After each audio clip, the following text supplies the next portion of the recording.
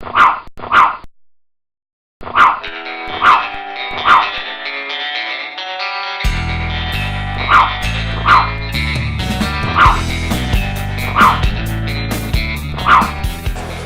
Moore, Executive Editor of Texas Fishing Game Magazine, here at the 2011 ICAST show in Las Vegas with Patrick Sebile, true lure innovator. I don't just say that. I use your stuff, and it's always something a little bit different. I think you got something on the crankbait side of things. You're going to turn some heads this year.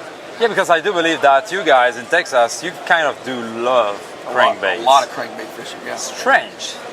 Funny how that really works. Strange. And I do believe most of you guys have lost, well, probably a ton of those baits deep in the snags, haven't you? We fish a lot of timber. Lose a lot of stuff. Okay, this is your answer. Okay.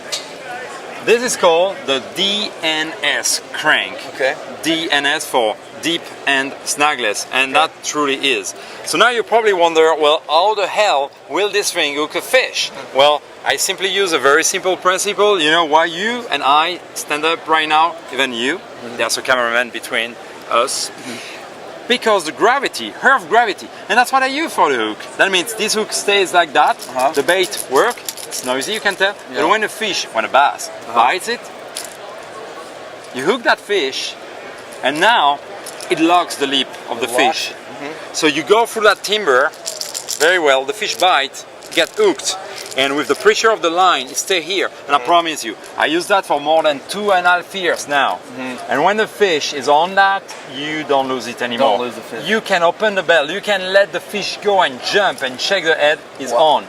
You grab it very well, and you know what? When you bring that fish, especially the big bass you have in Texas, lucky guys. Oh yeah, we got big fish. When you have those big ones, most of the time you don't grab them with your hand. If you do, sometimes with a normal deep crankbait, with the true travel hook, you get hooked sometimes. Yep. That can mess your day, can ruin your day even. Yeah. When it's tangled also in your net and the fish shaking the head, sometimes it tears in sleep. It's not fair to the fish. Sure. With that, you come in the net or you grab the fish by the hand, there's only one hook, you can't get hooked, and you want to release your fish, look at that.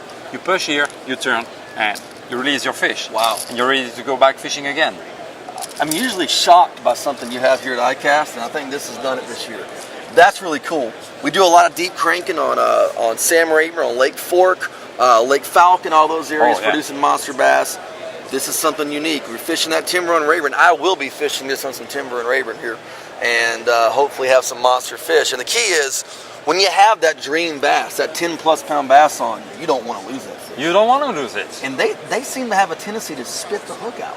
Well, here's the thing. You know, you have a certain ratio, and I'm talking here as a lure designer and engineer. Yeah. You have a certain ratio between the size of your lure and the size of the hooks you can use with it. Yes.